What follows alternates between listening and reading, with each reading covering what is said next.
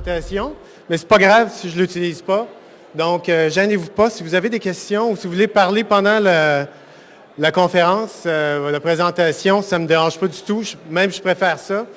Je vais aborder des sujets qui ont été abordés aujourd'hui. Alors, je me présente. Je me nomme Benoît Descaries. J'ai un blog qui s'appelle descaries.com. J'aurais une question pour vous, à la base. Qui est expert ici? Levez donc la main. Les experts? Levez la main. Il n'y en a pas tant que ça, c'est pas pire. J'avais un petit peu peur parce que je ne suis pas un expert. Donc, je ne sais pas si vous attendez à la présentation d'un expert. Si c'est le cas, vous pouvez changer de pièce. Sinon, si vous voulez juste entendre ce que j'ai à dire, vous pouvez toujours rester ici. Avant toute chose, j'ai une deuxième question. Lequel d'entre vous possède un blog ou bloguer, donc blogueur, blogueuse? Qui fait du podcast? Oh boy! Moi, j'en ai fait. Qui a déjà fait du podcast dans sa vie? Bon, OK. Donc, c'est plus des blogueurs. Alors, je vais vous parler de distribution de contenu. Il y a certainement des choses que vous connaissez là-dedans. Moi, ce que j'aimerais avoir aussi, c'est votre input, parce que vous connaissez des choses que je ne connais pas. On pourrait échanger là-dessus. Alors, je vais surtout vous exposer mon expérience professionnelle. Est-ce qu'il y en a qui me connaissent comme blogueur ici? Levez la main. OK.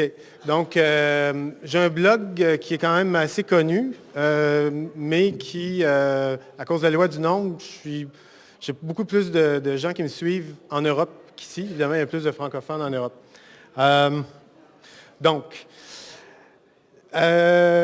Dans un premier temps, moi, je pense que par rapport à tout ce qu'on a dit aujourd'hui, il y avait un tweet d'ailleurs de Claude que je trouvais bien intéressant, qu'il a mentionné tout à l'heure.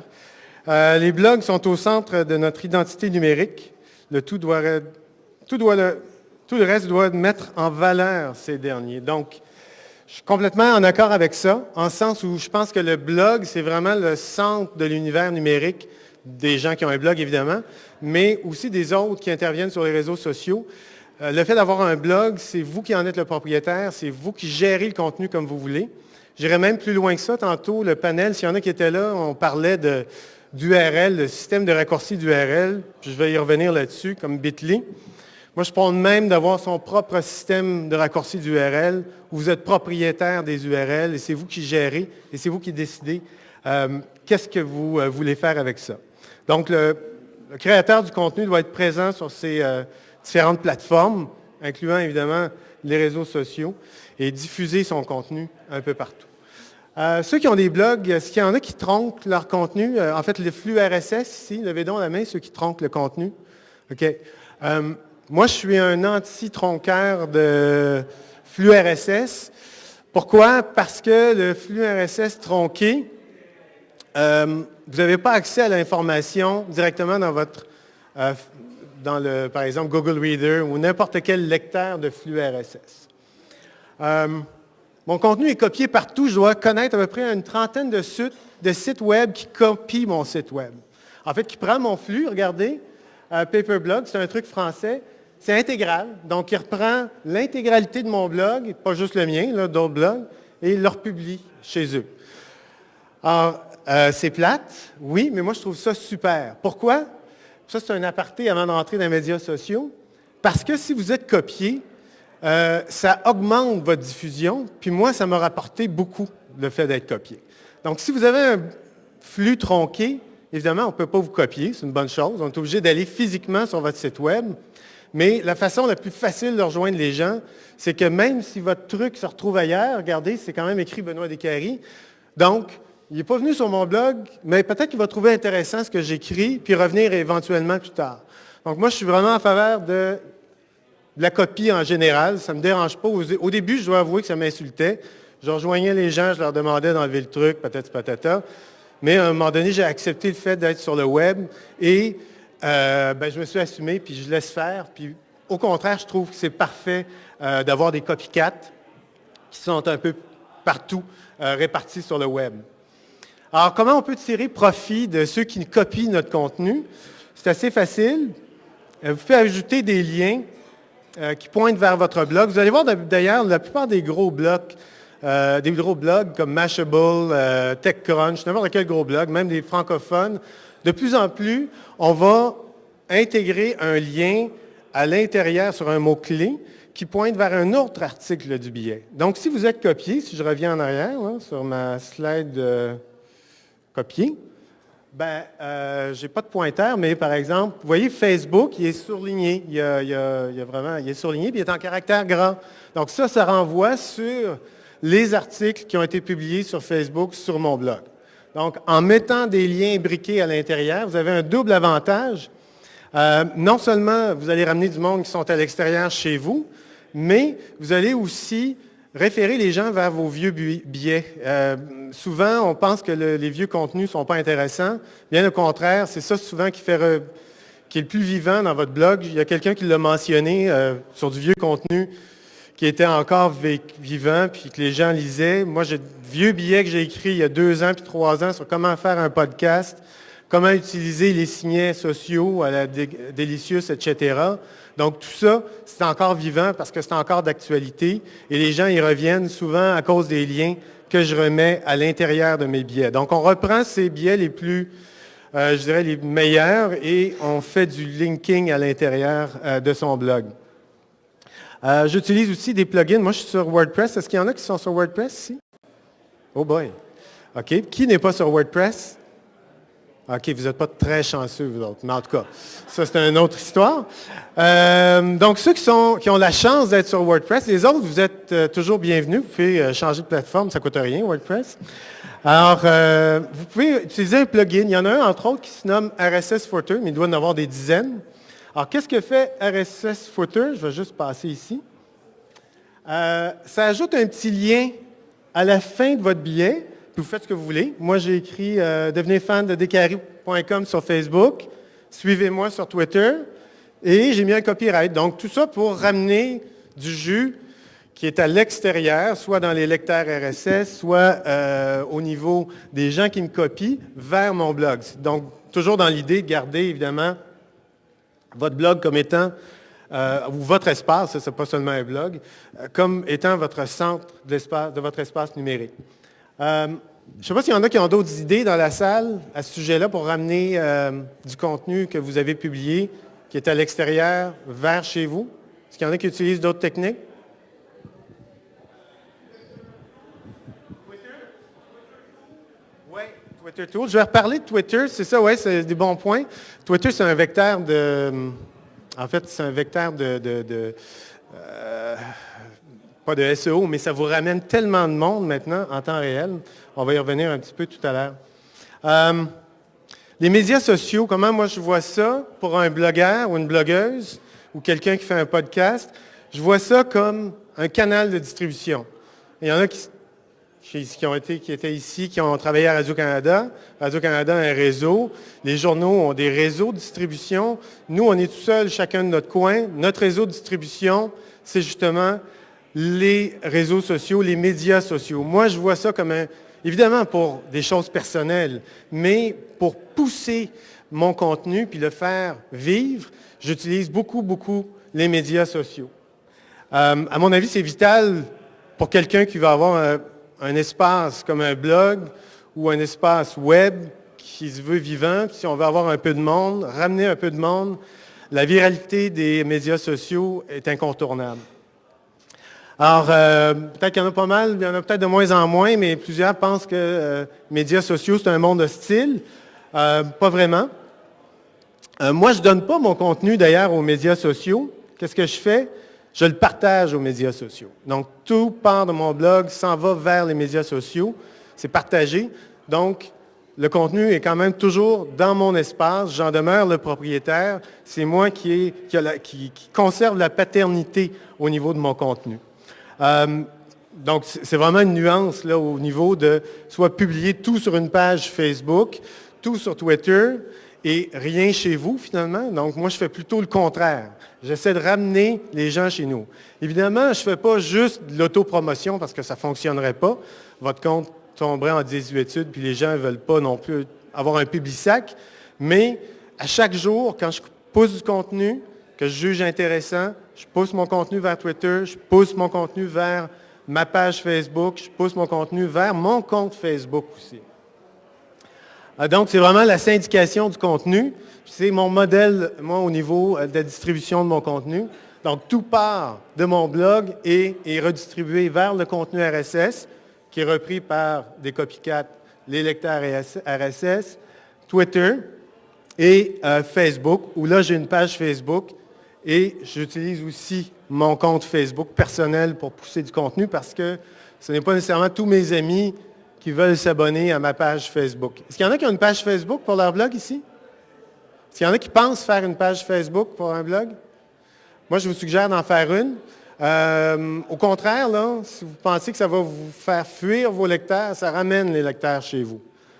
On va débuter avec Twitter. Alors, Twitter, ça a vraiment tout changé. C'est du contenu qui est consulté immédiatement après la publication. Moi, je trouve qu'il y a il y a un parallèle à faire entre Twitter et la vie dans un bar, en le sens où Twitter, il y a beaucoup de conversations. Vous rentrez là-dedans et vous écoutez la conversation ou les conversations que vous voulez. C'est un peu comme lorsqu'on entre dans un bar, il y a plein de monde qui parle, on choisit la conversation avec qui on veut parler. Sauf que c'est éphémère. Généralement, on sort du bar, le lendemain, on ne se souviendra pas de la conversation. C'est un peu la même chose sur Twitter. On trouve des informations, mais c'est un médium de consommation très éphémère. Donc, il faut s'en servir très rapidement. Il y a une des analyses qu'on peut faire, c'est pour savoir justement à qui on s'adresse sur Twitter, c'est de voir qui nous retweet. Moi, j'utilise Google Chrome. Il y en a certainement un plugin pour Firefox aussi. Un truc qui s'appelle Twitter Reaction. C'est très simple. C'est un petit bouton. Vous cliquez sur le bouton lorsque vous êtes sur votre URL ou l'URL de n'importe qui et vous voyez qui a retweeté l'URL en question. Ce qui vous permet de peut-être entrer en contact avec les gens que vous remarquez qui vous retweetent souvent. Donc, c'est très simple et vous voyez même ceux qui ne vous retweeteraient pas nécessairement avec votre nom d'identifiant Twitter. Comme vous voyez, le troisième avant-dernier, il n'y a pas mon nom Twitter dedans, mais je vois qui est là. Donc, ça me permet d'aller chercher à peu près tout le monde qui retweet une page, l'une de mes pages web. On voit ce que ça donne, là, en direct, pas en direct, mais sur le site. On est, par exemple, sur la page du billet que j'ai publié hier, puis je vois ceux qui ont republié le billet. Et puis, évidemment, vous pouvez monter et descendre. Donc, ça, c'est un outil qui est extrêmement utile si, lorsque vous retweetez beaucoup, vous cherchez qui vous a retweeté. Depuis peu de temps, ça, c'est extrêmement intéressant, Twitter a lancé un système de suggestions. Vous avez dû remarquer, juste au-dessus de votre nom, vous voyez qu'il suggère des noms. Hein? Et ces noms-là sont suggérés par l'algorithme de Twitter qui va, en théorie, prendre des gens qui ressemblent à ceux que vous suivez. Donc, il y a un petit truc, moi, que je trouve qui fonctionne assez bien. C'est, si vous avez un compte Twitter et vous voulez augmenter un peu l'impact, abonnez-vous à plusieurs personnes provenant de sphères différentes. Ça va vous mettre dans la loupe au niveau des suggestions sur différentes personnes. Donc, si vous suivez juste des gens techno, évidemment, vous allez être juste suggéré à des gens qui, en théorie, aimeraient la techno. Mais si vous variez un peu les gens que vous suivez, ça va vous donner un horizon un peu plus large au niveau des suggestions. Donc, vous allez apparaître au niveau des suggestions sur pas seulement la techno, mais peut-être aussi les gens qui s'intéressent aux arts ou à d'autres domaines. Donc, ça permet de varier un peu votre horizon Twitter et de vous ouvrir à d'autres mondes, puis d'avoir un peu plus de monde qui vous suit. Et c'est assez viral, ça va assez vite au niveau du nombre de personnes qui me suivent. Je ne sais pas si vous avez d'ailleurs noté une augmentation depuis qu'ils ont mis ce système-là en route. Est-ce qu'il y en a qui ont noté que ça augmentait plus vite? Donc, essayez de varier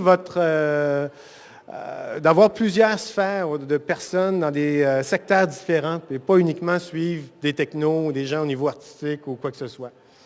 Au niveau des services d'URL courtes, ça, moi, je trouve que c'est assez important. Tout le monde connaît Bitly. Est-ce qu'il y en a qui ne connaissent pas Bitly ici? Alors, Bitly, c'est tout simple, là, si vous ne le connaissez pas. C'est un système qui me permet de réduire une URL qui est longue comme ça en une URL qui est tout petite comme ça. Donc, bit.ly/mon URL. Moi, j'utilise Bitly pour tout ce qui est générique. Donc, des trucs que je trouve sur le web, des gens que je vais retweeter, des choses comme ça, c'est Bitly. Sinon, j'utilise dsy.me. Qui connaît dsy.me ici? Levez la main. Vous devriez vous abonner. C'est un excellent service d'URL raccourci. C'est à moi.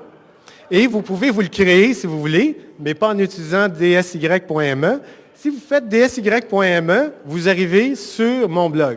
Donc, dsy.me réfère automatiquement sur mon blog. Donc, je conserve en bonne partie le jus au niveau du référencement et je contrôle les URL. Donc, je peux faire ce que je veux avec les URL.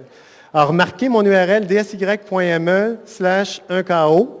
Donc, j'aurais pu faire, par exemple, là, je n'ai pas fait, mais j'aurais pu faire dsy.me/podcam. Donc, je contrôle tout ce que je peux faire avec ce truc-là. Il m'appartient. C'est un petit script que j'ai installé. Je vais en parler tout à l'heure. Et l'autre avantage, c'est qu'il y a un plugin WordPress que vous pouvez installer. Et remarquez, juste au-dessous, sur Twitter, vous pouvez toujours avoir l'origine, le client qui a été utilisé pour publier le tweet. Donc, moi, c'est via blogdecari.com. Alors, ce n'est pas Sismic, ce n'est pas Twitter, donc c'est mon client. Donc, votre blog est identifié comme étant le client Twitter qui a été utilisé. Donc, là aussi, vous avez un double référencement en le sens où si la personne clique en bas, ça vous ramène chez vous. Si la personne clique en haut, ça vous ramène chez vous. Et l'URL de base vous ramène chez vous. Il y a plusieurs services qui existent pour créer son propre raccourci d'URL.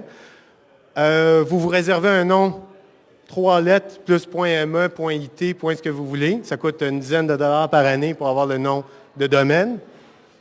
Et par la suite, moi, ce que j'ai installé, ce que j'utilise, ça s'appelle Yourls, Y-O-U-R-L-S. C'est un Français qui a développé ça. C'est open source.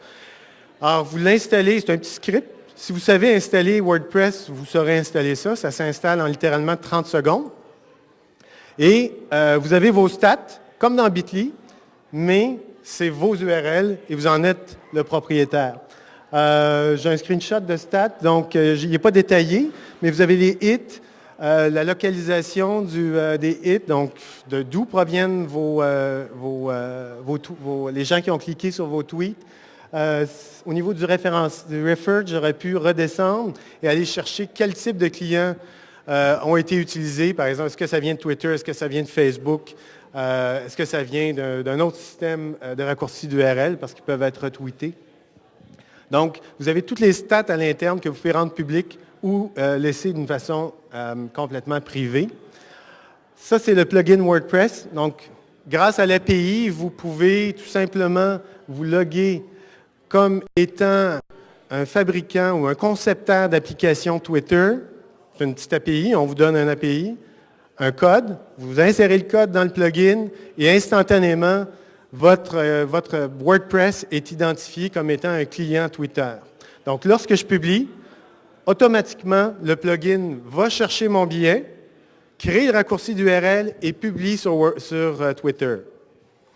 Donc, l'opération se fait tout simplement. Si je mets une publication différée, bien, automatiquement, le tweet va se générer à l'heure que j'ai demandé la publication. Donc, il n'y a aucune action de ma part qui est nécessaire. Si j'ai programmé 3 billets, les 3 billets vont se générer automatiquement sur mon blog et seront poussés automatiquement sur Twitter et sur Facebook en utilisant Selective Tweet. Est-ce qu'il y en a qui utilisent Selective Tweet ici, sur Facebook?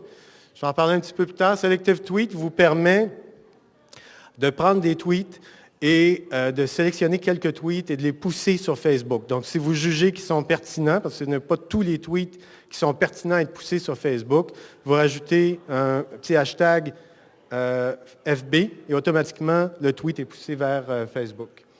En 4 mois, mon nom de domaine dsy.me a atteint un PR5 chez Google.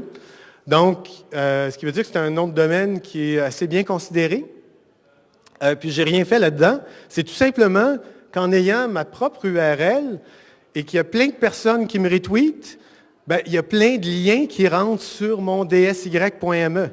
Donc, je crée de la valeur sur mon nom de domaine au lieu de créer la valeur sur Bitly ou je ne sais pas quel autre système. Donc, la valeur, le jus de Google me revient à moi plutôt que de le donner à Pierre Jean-Jacques, qui peuvent d'ailleurs fermer n'importe quand, demain matin. Moi aussi, il peut fermer, mais c'est moi qui vais décider de le fermer ou de le laisser ouvert. Donc, c'est à mon avis une des bases là, importantes. Ça vous permet, d'après ça, si vous envoyez quelque chose à un client ou une cliente, bien, vous pouvez toujours utiliser votre propre système de raccourci d'URL plutôt que d'utiliser un système commercial. Donc, ça rend le système beaucoup plus homogène à l'intérieur de votre entreprise ou même juste d'un blog. Donc, ça crée une valeur ajoutée à votre blog. Moi, je perçois, en fait, je trouve qu'il y a 3 façons de percevoir Facebook. La première, c'est de l'utiliser comme compte perso, l'utiliser comme compte pro et de l'utiliser pour les 2 à la fois, donc numéro 1 et numéro 2 à la fois. Moi, c'est ce que je fais. J'ai choisi la 3e technique, de l'utiliser comme compte perso et comme compte pro. Alors, ce que je fais, c'est que je crée des listes. Je sais qu'il y en a qui ne vont pas accepter tout le monde. Moi, j'accepte virtuellement tout le monde qui me demande de devenir ami, même si je ne le connais pas. Ce que je vais faire, je vais quand même aller vérifier, voir si au moins ça se tient, ce que la personne fait ou propose. Je vais rarement accepter une entreprise, parce que je trouve que les entreprises devraient plutôt avoir une page plutôt qu'un compte Facebook. Mais les gens qui me demandent une adhésion à mon compte personnel Facebook, je vais les accepter. Pourquoi? Parce que je l'utilise aussi comme centre de diffusion de ce que je produis comme contenu. Donc, je vais leur pousser mon contenu. Et pour m'adapter là, justement au fait que je l'utilise au niveau personnel et professionnel, bien évidemment, je gère des listes. Donc, à chaque fois qu'il y a quelqu'un qui me demande, bien, je vais faire une liste perso, famille. J'ai même une liste qui s'appelle « Connais pas », qui est un profil limité. Donc, les gens que je ne connais pas du tout, puis je ne vois pas pourquoi ils me demandent, mais que je les accepte quand même parce que peut-être qu'ils me connaissent du blog. Alors, j'ai toutes sortes de listes et je classifie mes listes qui me permettent par la suite de pouvoir réagir ou de répondre ou d'envoyer à des groupes précis par la suite. Est-ce qu'il y en a qui gèrent les listes sur Facebook ou vous êtes tous de façon générale? Les listes valent vraiment le coup, hein, parce que c'est comme d'ailleurs les trucs de vie privée sur Facebook où les gens ne vont jamais, les listes valent super le coup parce que vous pouvez vraiment distinguer les utilisateurs de cette façon-là et publier du contenu uniquement à des utilisateurs. Ce que je vais vous mentionner, c'est une technique qui est un peu controversée, mais si vous utilisez votre compte à des fins professionnelles, compte Facebook, moi j'utilise ça. C'est une façon très, très rapide de booster le nombre d'utilisateurs que vous allez avoir sur Facebook. Alors, il s'agit d'importer votre carnet d'adresses, que ce soit Outlook, Mac, n'importe quoi. Vous importez votre carnet d'adresses. Il faut cependant faire extrêmement attention quand vous faites ça. Il y en a qui ont eu plusieurs personnes ont eu la maladresse d'envoyer des emails à ceux qui ne sont pas nécessairement membres de Facebook. À ce moment-là, vous devenez comme un spammeur. Ce n'est pas nécessairement belle fun parce que vous allez recevoir des emails de plein d'amis vous disant « Je ne suis pas dans Facebook, je ne veux rien savoir, pourquoi tu m'envoies ça? » Puis là, ça peut être des centaines de personnes qui vont vous envoyer ça. Donc, c'est à manipuler avec précaution. Alors, la façon dont ça fonctionne, c'est que vous importez votre carnet d'adresses et vous cliquez sur le petit bouton en haut « Sélectionner tous ». Alors, déjà, Facebook va vous dire « Hop, il y a sur 800 personnes, il y en a 350 qui sont membres de Facebook et il y en a 400 qui ne sont pas membres de Facebook. » Donc, vous sélectionnez, parce que c'est déjà des gens qui sont dans votre carnet d'adresses et membres de Facebook. Je les sélectionne, je clique, bing, j'envoie une demande. Les autres, bien important, il va vous demander Facebook, voulez-vous envoyer un email à ceux qui ne sont pas membres de Facebook? Non.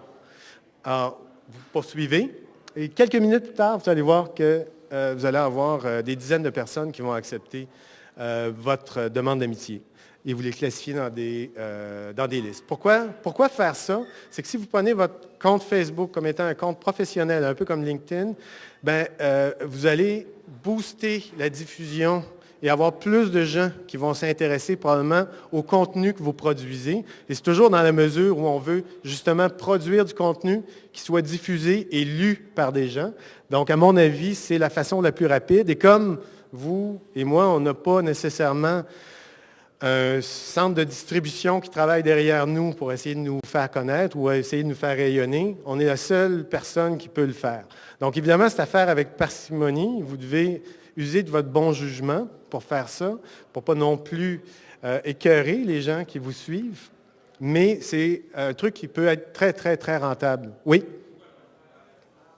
Pardon? Oui, c'est une très bonne question. J'ai aussi une page. Alors, la page Facebook. Alors, parce que vous avez plein d'amis qui ne veulent pas nécessairement s'abonner à des pages ou qui ne savent pas qu'est-ce que c'est des pages. Donc, je le fais à travers les deux médiums. Donc, évidemment, il y a des gens qui peuvent trouver que c'est redondant. C'est vrai, ça peut l'être. Mais je n'insiste pas en sens, je ne vais pas faire 12 publications par jour sur Facebook. Donc, je vais choisir une publication que je vais pousser sur Facebook. Elle va s'installer sur ma page Facebook. Mais je dirais que les pages Facebook sont encore un peu méconnues, la grande majorité des gens. C'est connu, oui, mais si on parle de la base, là, il y a encore beaucoup de monde qui ne savent même pas c'est quoi une page Facebook. Il y a beaucoup d'ailleurs en entreprise de confusion entre la page Facebook et le compte Facebook. On ne voit pas nécessairement, puis le groupe, parce qu'il y a les groupes qu'on utilisait avant les pages. Donc, il y a beaucoup de confusion à ce niveau-là encore, des gens qui n'ont pas démêlé. C'est quoi la différence entre les trois? Donc, je pousse, moi, jusqu'à temps qu'on ait une bonne perception de la page, je pousse toujours mon contenu sur mon compte personnel. S'il y en a qui ont d'autres questions?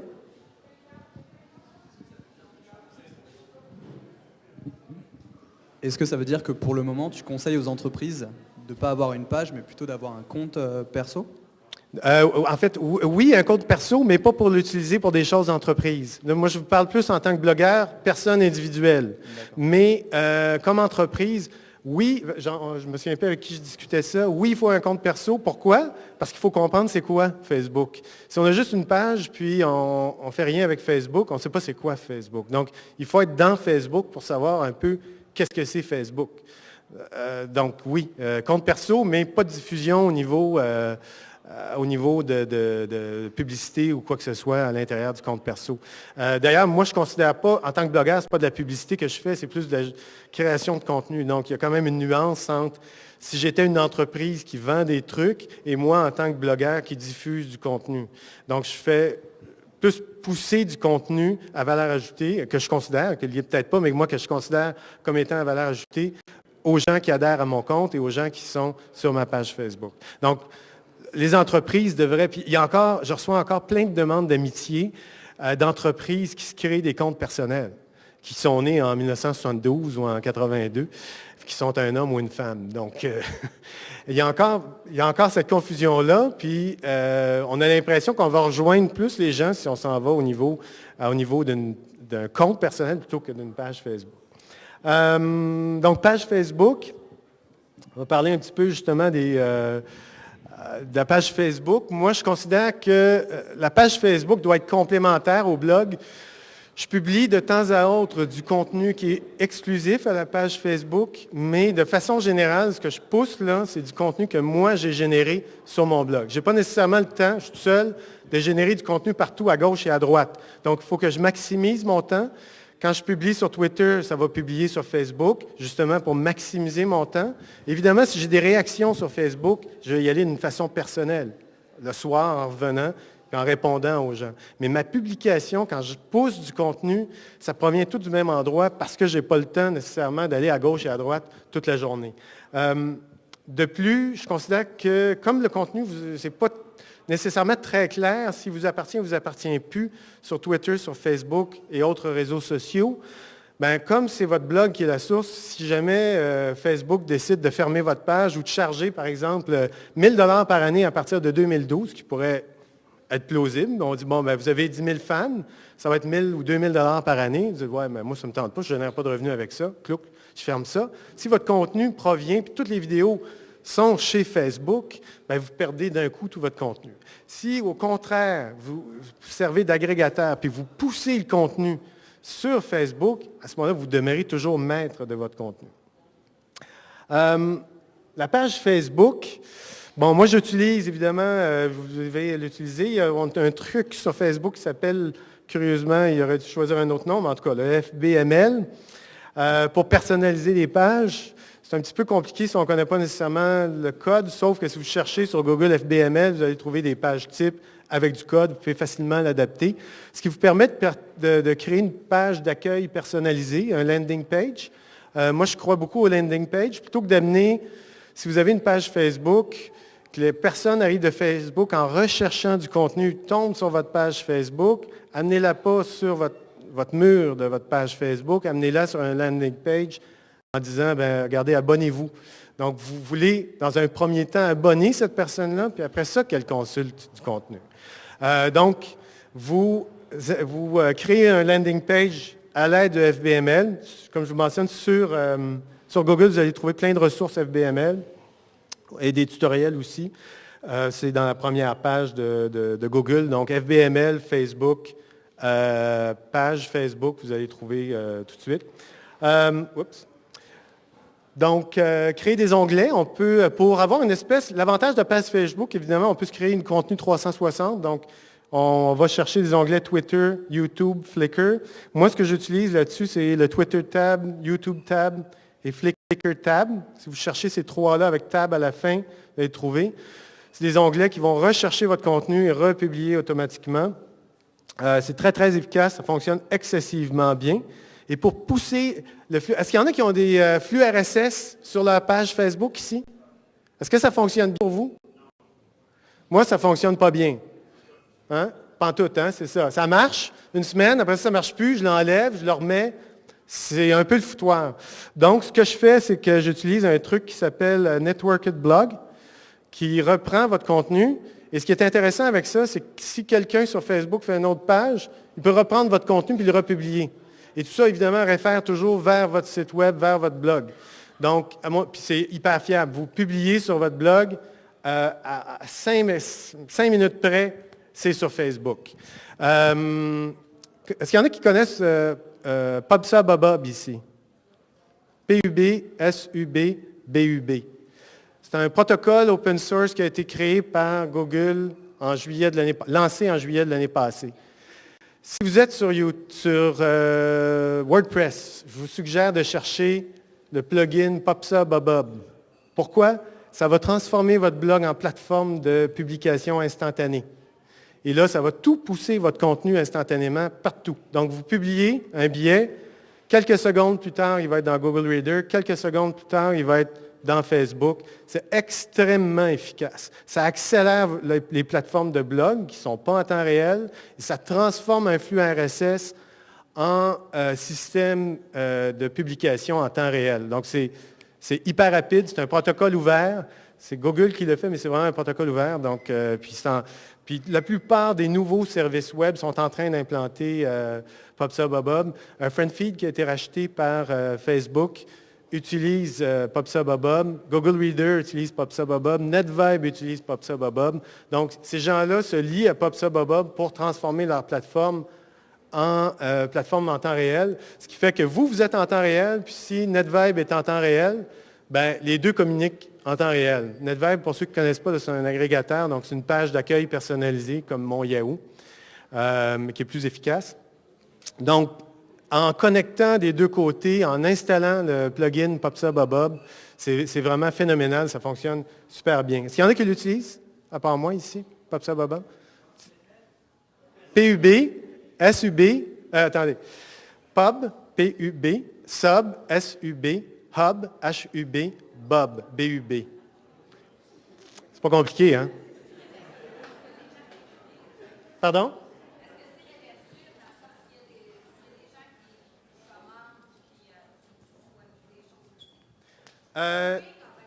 En fait, c'est moi quand je publie. Oui. Ouais. Ça ne revient pas de l'autre côté. Ça ne revient pas de l'autre côté, en quel sens? Comme Ping, par exemple, quand tu publies pour diffuser partout, tu fais juste publier, tu ne peux pas recevoir des choses. Fait non. Ça, là, c'est sûr que je comprends que tu parles de WordPress. En fait, pour le Ping fait un peu la même chose dans le sens, Ping va pousser ce que vous publiez dans différents espaces sociaux d'un coup. C'est d'ailleurs un des trucs que je vais suggérer, c'est Ping. Est-ce qu'il y en a qui l'utilisent, Ping, ici? Ping, ça appartient à Sismic, à Loïc Lemaire. C'est un excellent service. Moi, je trouve que c'est mieux que Sismic. Ça permet de pousser du contenu partout. Ping, Ping fait juste pousser, puis vous, quand vous publiez, vous poussez. Donc, c'est à peu près la même action, sauf que ça transforme votre blog qui est RSS lent en centre de publication extrêmement rapide. D'ailleurs, est-ce qu'il y en a qui utilisent FeedBurner? FeedBurner est compatible PubSub. Donc, vous pouvez l'activer à l'intérieur de FeedBurner. Donc, si vous activez FeedBurner, votre blog, vous allez être pas mal bien servi au niveau rapidité. Pourquoi je dis ça? Ça a l'air con, là, mais c'est que ça devient de plus en plus important que votre contenu circule en temps réel. Parce que, je ne sais pas si vous vous rappelez, il y a 3 ans, ceux qui bloguaient, là, notre contenu, on publiait, puis on avait des rétroactions le lendemain ou le surlendemain. Maintenant, on publie et c'est instantané. Hein? On retweet, on a des trucs sur Facebook. Donc, les rétroactions proviennent de partout et sont instantanées. D'ailleurs, même Google est instantané. C'est facile de savoir si vous êtes publié en temps réel par Google. Écrivez quelque chose sur votre blog, publiez-le, prenez le titre, mettez-le entre guillemets dans Google. Vous allez voir si vous êtes en temps réel. Moi, Google publie en général mes trucs entre 15 et 20 secondes après la publication sur mon blog. Ce qui a beaucoup accéléré ce processus-là, c'est PubSub.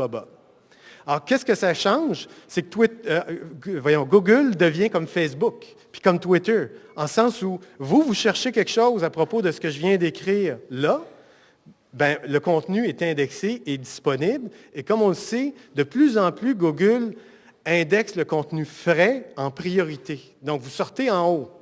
Vous ne sortirez pas tout le temps en haut, mais sur ces mots-clés, vous allez sortir en haut pendant quelques heures. Donc, vous allez avoir des retours de Google, si vous allez dans vos stats, quasiment instantanément. Ça, c'est facile à vérifier. Moi, je fais toujours un truc, la journée du Super Bowl. Puis ceux qui veulent l'essayer, là, ça marche à fond, ça. Alors, chaque Super Bowl, c'est con, là, mais ça fonctionne, si vous voulez juste vérifier les trucs. Chaque Super Bowl, YouTube publie les pubs du Super Bowl. Alors, on s'arrête là. Alors, moi, j'écris un billet, je trouve un angle web à ça, et je pousse l'information au moment où le Super Bowl finit. Et là, vous avez des retours de Google là, qui sont incroyables. Donc, c'est vraiment l'indexation en temps réel qui vous repousse ça. Donc, on n'a pas juste Twitter, on n'a pas juste Facebook, mais on a aussi Google qui repousse en temps réel.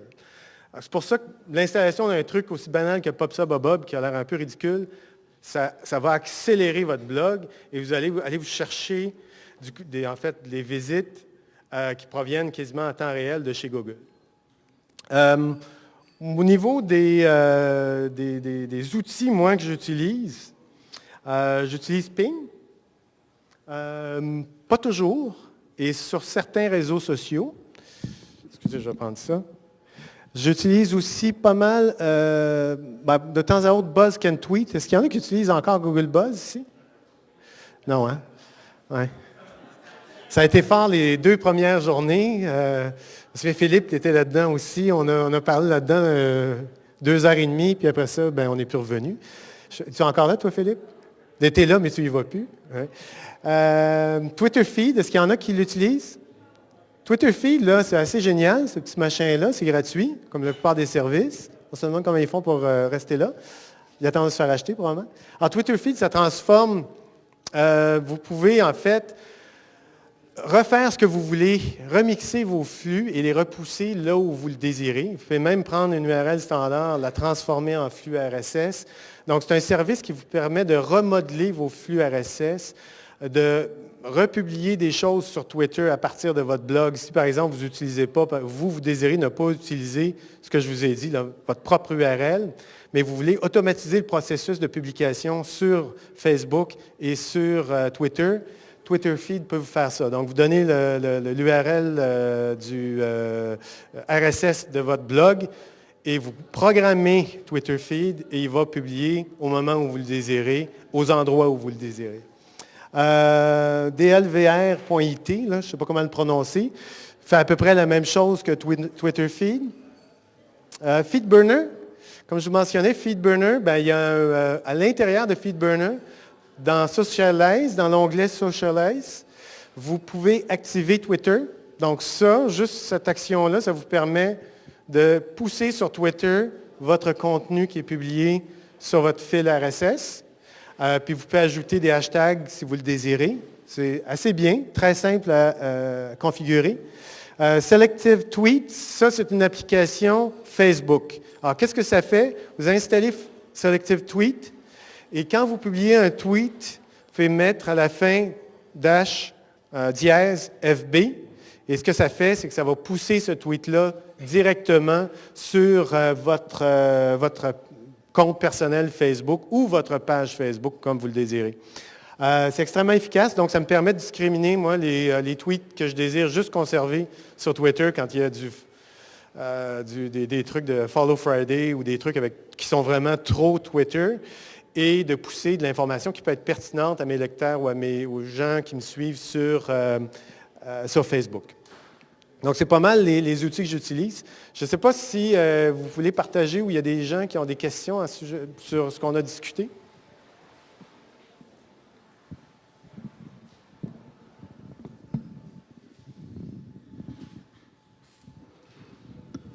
Oui, allô. En fait, c'est juste que je reviens sur ce que vous aviez dit au début par rapport à copier, c'est OK. C'est que surtout quand on travaille à l'intérieur d'une entreprise, il y a quand même 3 problématiques majeures qui arrivent avec ça. Mais premièrement, la question des droits d'auteur qui sont très présentes. Donc, il y a beaucoup de compagnies comme ça qui ne veulent pas se faire nécessairement piquer leur matériel. Il y a aussi une grosse réticence de la part de plusieurs entreprises du type d'information qui est à divulguer. Donc, oui, mais si on parle d'un blog, généralement, c'est de l'information qui est publique. Oui, mais c'est qu'est-ce qu'on va mettre sur le blog, le contenu en lui-même qui va être divulgué sur ce blog-là. Il y a beaucoup de compagnies que, en fait, ils finissent par rien dire sur leur blog parce qu'ils ont peur de dire certaines informations, ou ils ont peur d'être non pertinents, ou ils se disent que cette information-là, ça ne servira à rien. Donc, finalement, on finit que ça fait du vent, là, finalement. Mais en fait, oui. Puis une troisième problématique que je vois au niveau de la gestion dans un cadre d'entreprise, c'est avec les pages Facebook. Oui. C'est qu'une page Facebook se gère à partir d'un compte Facebook. Donc, inévitablement, gérant une page d'entreprise, on est obligé de passer par son compte personnel pour pouvoir gérer la page. Mais on peut avoir plusieurs administrateurs. Si la personne quitte, on peut déléguer la page à quelqu'un d'autre. Tout à fait. Bon, il y a quelqu'un qui réagit à côté, là.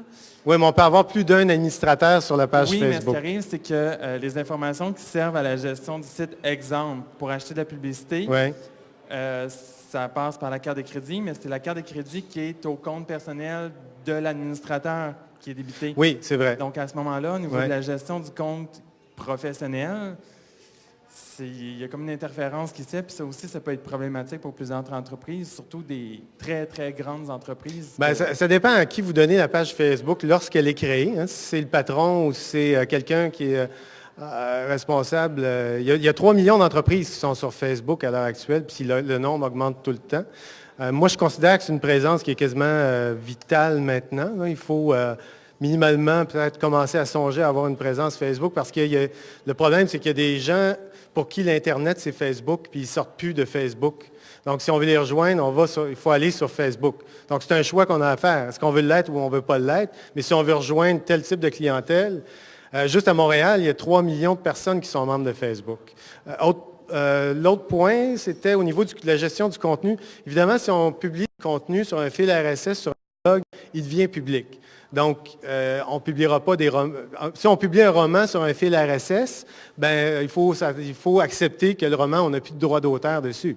Donc, je ne pense pas qu'on puisse parler de droit d'auteur sur un fil RSS. Aussitôt qu'on a quelque chose sous forme d'un blog avec un fil RSS, c'est difficile de dire « ça m'appartient » puis il n'y a personne qui peut le copier. C'est ingérable. C'est impossible de gérer ça. Donc, il faut que ce soit du contenu... La personne qui publie ça soit prête à dire, bon, ben, le contenu il est sur le web et il est là, c'est tout. Et c'est moi ce qui est important, c'est d'essayer de conserver la paternité de tout ça. Oui? Oui, excuse-moi, tu dis que tu pousses ton contenu, en fait, de ton blog sur Twitter, sur Facebook, etc. Est-ce que tu pousses tous tes articles? Tous mes articles. Oui, mais je pense que tous tes articles vont sur Twitter? Oui, mais je ne suis pas TechCrunch ou Mashable. Je ne publie pas 22 articles par jour. Là. Hein? Donc, 1, 2, si je suis très productif, je vais en avoir 3. Donc, de façon générale, c'est 1 ou 2 articles. Parce qu'on voit souvent des entreprises ou des blogs, ou justement, Mashable ou des sites comme ça, qui vont mettre tous leurs articles sur Twitter, et à la fin, on ne fait plus très bien la différence entre un flux RSS. Enfin, ça revient quasiment au même de s'abonner au flux RSS que de s'abonner au compte Twitter. Il n'y a plus d'interaction personnelle, oui, il y a juste le lien vers les articles. Ça devient un truc de breaking news, hein? Donc un compte qui pousse de la nouvelle, c'est tout. Donc évidemment, comme blogueur ou même comme en entreprise, on doit pousser de l'information qui peut promouvoir nos trucs, mais qui va aider la communauté aussi, donc des astuces, des trucs, des choses qui donnent une valeur ajoutée à ce qu'on publie. Donc, si on ne fait pas ça, cet acte-là, puis qu'on fait juste de l'autopromotion, ça ne fonctionnera pas. Mais ça devient très viral si, à l'inverse, on fait notre autopromotion, mais oui, on fait l'autopromotion des autres et on publie aussi en plus du contenu qui est à valeur ajoutée pour les gens qui nous suivent, mais qu'on n'a pas nécessairement créé. On est obligé d'arrêter maintenant. La prochaine conférence commence dans quelques minutes. Parfait. Bien, merci, puis je vous souhaite une bonne fin de journée.